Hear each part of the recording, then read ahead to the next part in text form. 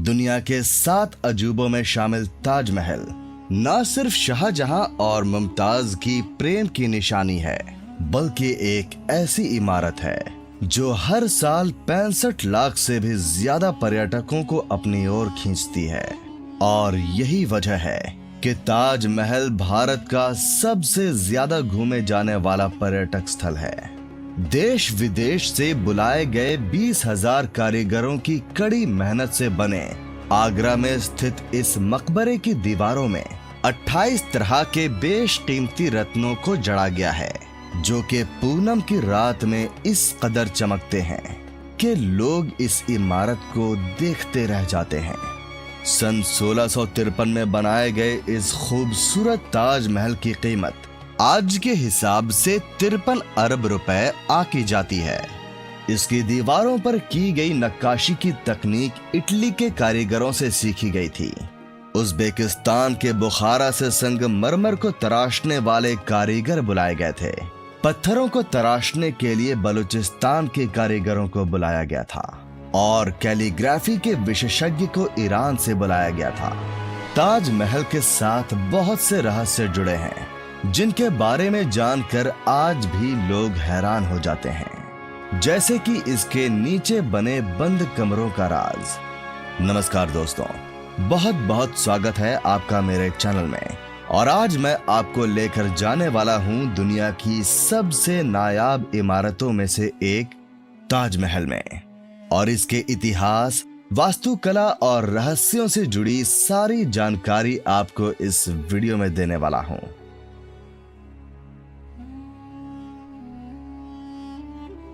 तो ताजमहल उत्तर प्रदेश के आगरा शहर में स्थित है और आगरा पहुंचने के बाद आप आसानी से बस, ऑटो रिक्शा, कैब या अपने निजी वाहन से यहां तक पहुंच सकते हैं। तो मैं अपने निजी वाहन से वेस्ट गेट पार्किंग की तरफ से ताजमहल के परिसर में पहुंचा और मैंने टिकट काउंटर तक लगभग 1 किलोमीटर का सफर पैदल चलकर पूरा किया। आप चाहें तो 20 रुपए प्रति व्यक्ति का टिकट लेकर इलेक्ट्रिक कार्ड से भी टिकट काउंटर तक पहुंच सकते हैं। मैं बताना चाहूंगा कि ताजमहल में प्रवेश करने का टिकट अगर काउंटर से लिया जाए तो 50 रुपए का है, और अगर ऑनलाइन बुक किया जाए तो 45 रुपए का है। और आपके पास कुछ सामान वगैरह है तो यहाँ फ्री लॉकर की सुविधा भी उपलब्ध है। तो आइए अंदर चलते हैं और इस बेमिसाल इमारत के बारे में विस्तार से जानते हैं। पश्चिमी दरवाजा, और यही वो गेट है जिससे शाहजहां ताजमहल के परिसर में प्रवेश किया करते थे।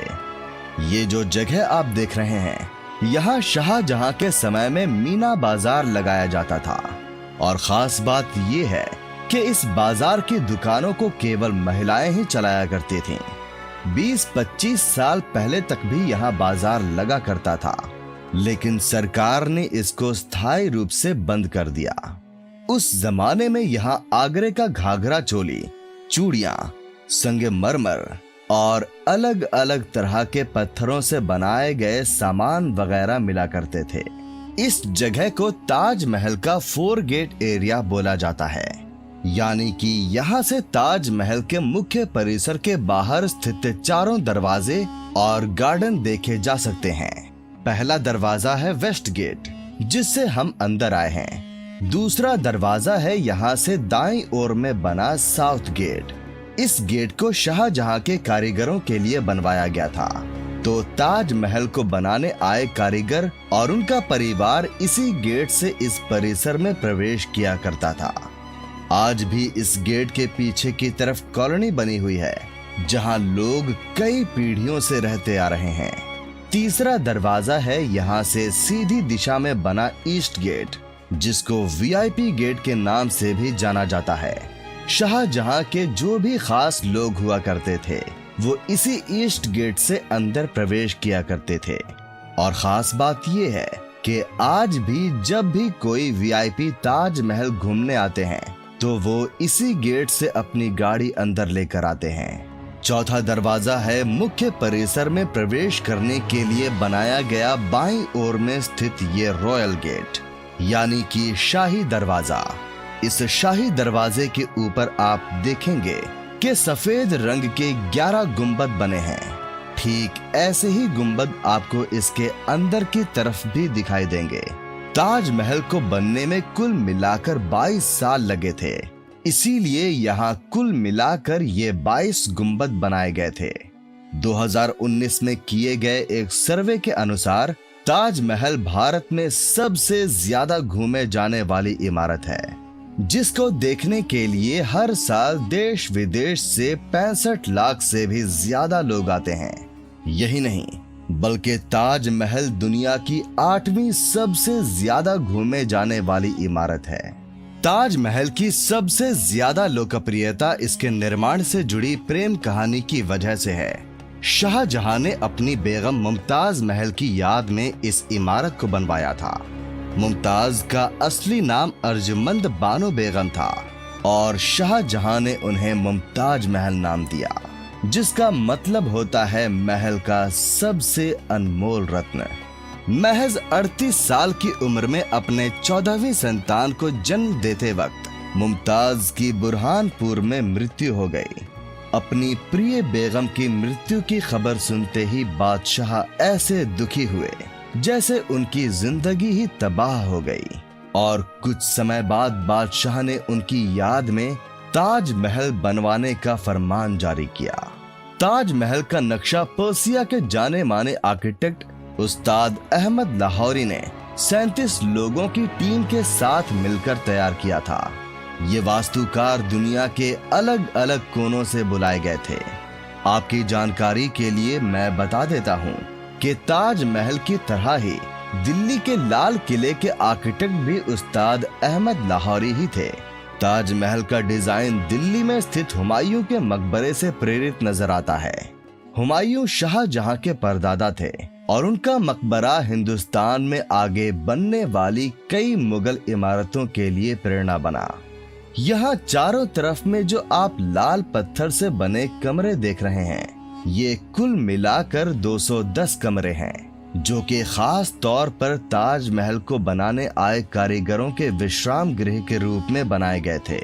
तो ये सारे कमरे उसी समय के हैं, और जब भी कारीगर काम करके थक जाते थे तो यहाँ खाना खाकर 2-4 घंटे आराम करते थे और फिर दोबारा काम पर लग जाते थे। तो शाही दरवाजे से ताजमहल 300 मीटर दूर है। ये जो आपको बीच में लाइन दिखाई दे रही है, अगर आप इस लाइन को फॉलो करते हुए ताजमहल की तरफ जाएंगे तो आपको ऐसा महसूस होगा कि ताजमहल दूर जा रहा है, जिसको नजरों का धोखा या ऑप्टिकल इल्यूजन भी कहा जाता है। ताजमहल की कीमत तय करने में समय के अंतराल से काफी फर्क आ गया है। फिर भी ऐसा अनुमान लगाया जाता है कि आज इसकी कीमत 53 अरब रुपयों की है। यहाँ आपको 2 तरफ में बनी ये लाल बिल्डिंग दिखाई देगी, जिनको ड्रम हाउस के नाम से जाना जाता है। तो शाहजहां जब भी ताजमहल के अंदर प्रवेश करते थे तो उनके स्वागत के लिए इन ड्रम हाउस में नगाड़े बजाए जाते थे। ऐसा कहा जाता है कि शाहजहां ने ताजमहल बनाने वाले मजदूरों के हाथ कटवा दिए थे, लेकिन इस बात का कोई प्रमाण मौजूद नहीं है। और बहुत से इतिहासकारों का मानना है कि शाहजहां ने मजदूरों और कारीगरों की जिंदगी भर की पगार देकर उनसे करारनामा लिखवाया था कि वो ऐसी कोई दूसरी इमारत नहीं बनाएंगे। ये जो सफेद संग इसी जगह पर बैठकर शाहजहां ताजमहल को बनता हुआ देखा करते थे, और उनको कहीं भी कोई कमी लगती थी तो वो एक पत्थर हटवाकर दूसरा लगवाया करते थे। मैं बताना चाहूंगा कि ताजमहल को बनाने के लिए जिस सफेद संगमरमर का इस्तेमाल किया गया है, उसको राजस्थान के मकराना से लाया गया था, और यहाँ जितना भी रेड सैंडस्टोन यानी कि लाल बलुआ पत्थर लगा हुआ है, इसको फतेहपुर सीकरी से लाया गया था। जेड और क्रिस्टल चाइना से मंगवाया गया था। लेपिस लेज़ली अफगानिस्तान से आया था। डरकोइश तिब्बत से, जस्पर पंजाब से, सैफायर श्रीलंका से और कार्नेलियन अरब से लाया गया था। कुल मिलाकर ऐसे ही 28 किस्म के बेशकीमती रत्नों को सफेद संगमरमर में जड़ा गया था। कहा जाता है कि इन सब चीजों को दूसरे मुल्कों से आगरा लाने के लिए 1000 से भी ज्यादा हाथी इस्तेमाल किए गए थे। ताजमहल के ऊपर आप जो भी काले रंग का लेख देख रहे हैं वो अरबिक भाषा में लिखा गया कुरान का पहला चैप्टर है। तो इसको लिखने के लिए किसी स्याही का इस्तेमाल नहीं किया गया है, बल्कि काले रंग के पत्थरों को काट काट कर इन मार्बल्स के अंदर बड़ी मेहनत से लगाया गया है। बताया जाता है कि जो भी कारीगर इन पत्थरों को काटने का काम करते थे, उनकी उंगलियां घिसने से खून भी निकलने लगता था। इसीलिए ये काम बेहद मुश्किल हुआ करता था। इस कैलीग्राफी को डिजाइन करने वाले शख्स का नाम अब्दुल हक था, जिसे ईरान से बुलवाया गया था। और बताया जाता है कि शाहजहां ने उसकी चकाचौंध कर देने वाली कला को देखते हुए उसे उपाधि के तौर पर अमानत खान नाम दिया था। ताजमहल का निर्माण आज से करीब 400 साल पहले 1631 में शुरू हुआ था और ये 22 साल बाद 1653 में पूरा बनकर तैयार हो गया था, जिसके पीछे 20,000 कारीगरों और मजदूरों की कड़ी मेहनत शामिल थी। ताजमहल को बनाने के लिए हर चीज को हीरे की तरह परख कर चुना गया था। इसकी दीवारों पर जो नक्काशी है, इसकी तकनीक इटली के कारीगरों से सीखी गई थी। उज़्बेकिस्तान के बुखारा से संगमरमर को तराशने वाले कारीगर बुलाए गए थे और पत्थरों को तराशने के लिए बलूचिस्तान के कारीगरों को बुलवाया गया था।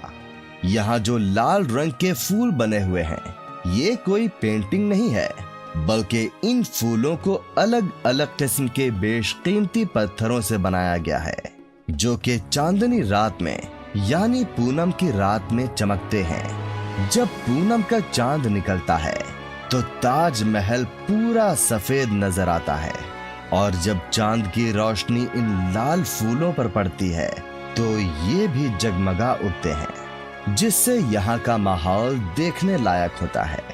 तो अगर आप भी पूनम की रात में ताजमहल को जगमगाते हुए देखना चाहते हैं तो आपको उसके लिए 1000 रुपए का टिकट लेना होगा। एक खास बात यह है कि इस टिकट को लेने के बाद आपको ताजमहल को देखने के लिए केवल 30 मिनट का समय मिलता है और आप शाही दरवाजे के पास खड़े होकर दूर से ही ताजमहल के दीदार कर सकते हैं। ताजमहल से जुड़ी एक खास बात यह भी है कि दूसरे विश्व युद्ध के दौरान सरकार ने मुख्य मकबरे के चारों ओर बांस का घेरा बनाकर सुरक्षा कवच तैयार कराया था, जिससे कि हवाई जहाजों को भ्रमित किया जा सके, और ये खास घेरा जर्मन और जापानी हवाई हमलों से सुरक्षा प्रदान कर पाए। 1965 और 1971 के भारत पाकिस्तान युद्ध के समय भी यही किया गया था। ताजमहल के दोनों ही तरफ में आपको लाल पत्थर की एक एक इमारत दिखाई देगी। बाईं ओर वाली इमारत मस्जिद है, जहां पर हर शुक्रवार के दिन हमारे मुस्लिम भाई नमाज अदा करने के लिए आते हैं, और उस दिन ताजमहल को पर्यटकों के लिए बंद करके रखा जाता है, लेकिन मुसलमानों के लिए इसको 2 घंटे के लिए खोला जाता है। दाईं ओर में जो लाल पत्थर की इमारत आप देख रहे हैं, वो शाहजहां के समय का मेहमान खाना यानी कि गेस्ट हाउस हुआ करता था। इस मेहमान खाने में शाहजहां के मेहमान 2-3 घंटों के लिए आराम करके चले जाते थे, और यहाँ कोई भी मेहमान रात में नहीं रुकता था। मेहमानों के सोने का इंतजाम आगरा के किले में किया जाता था, क्योंकि वहाँ मेहमानों के ठहरने के लिए खास तौर पर कक्ष बनाए गए थे। यहाँ जो फव्वारे आप देख रहे हैं, ये कुल मिलाकर 53 हैं, और आज भी ये सही तरीके से काम करते हैं। इनमें से कोई भी फव्वारा नया नहीं है, बल्कि ये उसी जमाने के हैं जब ताजमहल बनवाया गया था। हालांकि बीच बीच में इनकी मरम्मत और साफ सफाई का काम जरूर करवाया जाता है। तो आप ये सोच रहे होंगे कि शाहजहां के समय में इन फव्वारों को बिना बिजली के भी कैसे चलाया जाता होगा। तो यमुना नदी के पीछे एक बड़ा सा पानी का टांका हुआ करता था, और उस टांके में एक चरखा लगा हुआ था, जिसको शाहजहां के सेवक चलाया करते थे। और इस तरह से पानी उस टांके से इन फव्वारों तक आता था और ये फव्वारे चल पड़ते थे। लेकिन आज के समय में ये फव्वारे मोटर से चलाए जाते हैं।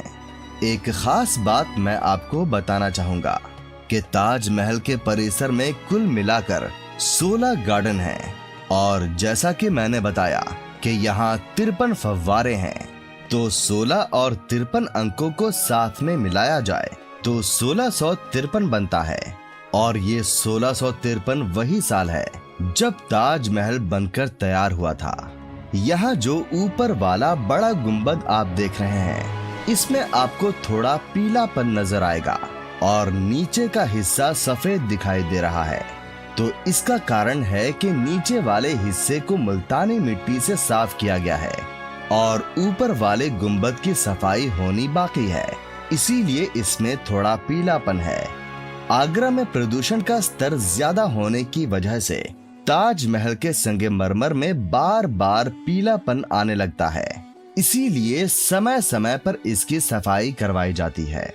इस गुंबद के ऊपर जो आपको किरीट कलश लगा हुआ दिखाई दे रहा है, वो शाहजहां के समय में सोने का हुआ करता था, जिसको बाद में अंग्रेज निकाल कर ले गए थे। इसीलिए सरकार ने यहाँ पीतल का कलश लगा दिया। यही नहीं बल्कि 1857 की क्रांति के दौरान अंग्रेजों ने ताज को काफी नुकसान पहुंचाने की कोशिश की थी और उन्होंने लैपिस लाजुली जैसे कई बेशकीमती रत्नों को ताजमहल की दीवारों से खोद कर निकाल लिया था। शायद आपको जानकर हैरानी होगी कि ताजमहल की जो 4 मीनारें हैं, ये बिल्कुल सीधी नहीं खड़ी हैं, बल्कि ये चारों बाहर की ओर हल्की झुकी हुई हैं। इन्हें ऐसा जानबूझकर बनाया गया था ताकि भूकंप जैसी आपदा आने पर अगर ये गिरे भी तो बाहर की ओर गिरें और मुख्य मकबरे को कोई नुकसान न पहुंचे। तो अब कुछ सालों से 50 रुपए के टिकट में इस प्लेटफॉर्म के नीचे के हिस्से तक ही जाने की अनुमति होती है और अगर आपको ऊपर के हिस्से में जाना है तो आपको कुल मिलाकर 250 रुपए का टिकट लेना होगा। ऊपर के हिस्से में शाहजहां और मुमताज की कब्र मौजूद है, जिसको देखने के लिए आप चाहें तो 200 रुपए ज्यादा खर्च कर सकते हैं। ताजमहल की नींव बनाते समय इसके चारों ओर बहुत से कुएं खोदे गए और इन कुओं में ईंट पत्थर के साथ साथ आबनूस और महोगनी की लकड़ियों के लट्ठे डाले गए। ये कुएं ताज की नींव को मजबूत बनाते हैं। आबनूस और महोगनी की लकड़ियों की खासियत ये होती है कि इन्हें जितनी नमी मिलती रहेगी, ये उतनी ही फौलादी और मजबूत बनती रहेंगी। और इन लकड़ियों को नमी ताज के पास बहने वाली यमुना नदी के पानी से मिलती है। एक खास बात ये है कि यमुना नदी के पानी का स्तर हर साल घटता जा रहा है और लकड़ियों में नमी की कमी आती जा रही है। यही वजह है कि सन 2010 में ताजमहल में कुछ दरारें भी देखी गई थीं। ये सामने की ओर से यमुना नदी बह रही है। इस नदी के पीछे की ओर में आपको एक गार्डन दिखाई देगा, जिसको कहा जाता है मेहताब बाग। आप जब भी कोई फिल्में देखते होंगे जिसमें ताजमहल को पीछे की तरफ से दिखाया जाता है, उनकी शूटिंग इसी मेहताब बाग में की जाती है। बताया जाता है कि शाहजहां अपने लिए मेहताब बाग में एक काला ताजमहल बनवाने वाले थे, लेकिन उनके बेटे औरंगजेब को लगा कि अगर ऐसा हुआ तो सारा खजाना उस काले ताज को बनाने में खर्च हो जाता और उसके हिस्से में कुछ नहीं आता। इसीलिए उसने ऐसा होने नहीं दिया और शाहजहां को आगरा के किले में बंदी बना लिया।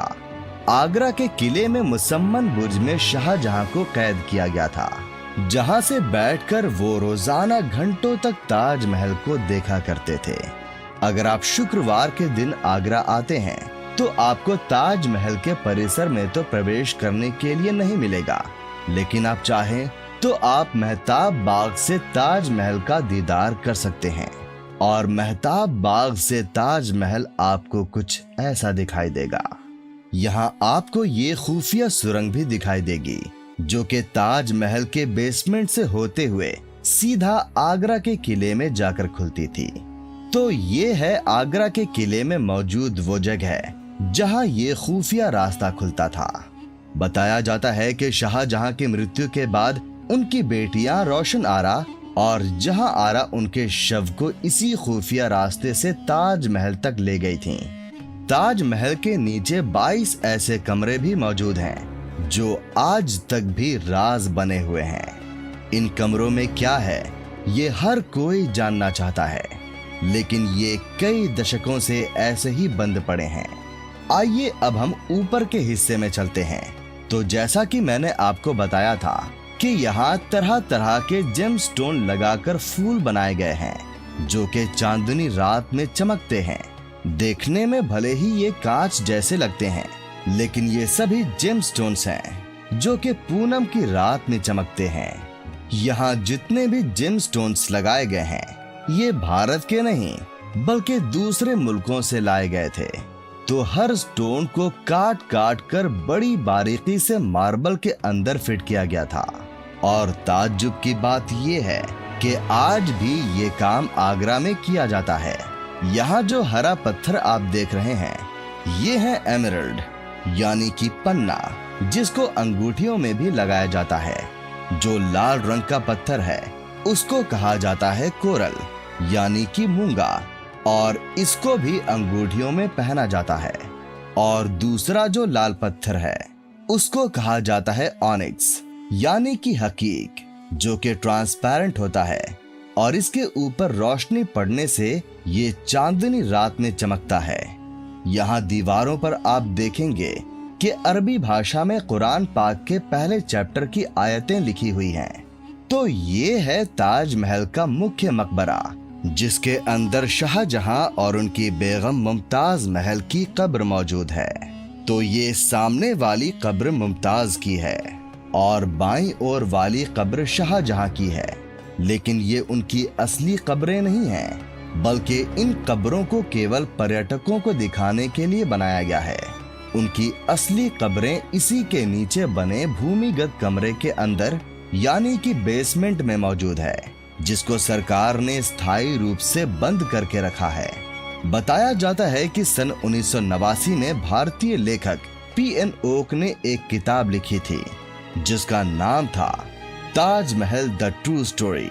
इस किताब में उन्होंने कई तर्कों के साथ ये दावा किया था कि ताजमहल मकबरा बनने से पहले एक शिव मंदिर था और इसका नाम तेजो महालय हुआ करता था। सन 2000 में पीएन ओक ने अपनी बात को सिद्ध करने के लिए ताज की साइट को खोदने के लिए सुप्रीम कोर्ट को अर्जी दी थी, जिसे सुप्रीम कोर्ट ने रद्द कर दिया था।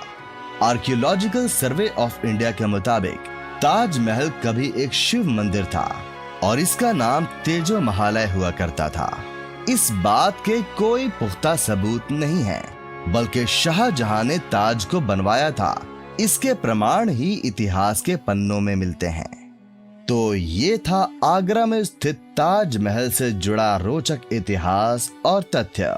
अगर आप चाहते हैं कि मैं किसी खास इमारत का वीडियो आपके लिए बनाऊं, तो उस जगह का नाम नीचे कमेंट करके जरूर बताइएगा। अगर आपको मेरा ये वीडियो पसंद आया हो तो लाइक और शेयर जरूर कीजिएगा, और अगर आप मेरे चैनल पर नए हैं तो इसको सब्सक्राइब करना मत भूलिएगा। आपका बहुत बहुत धन्यवाद। आपका दिन शुभ रहे।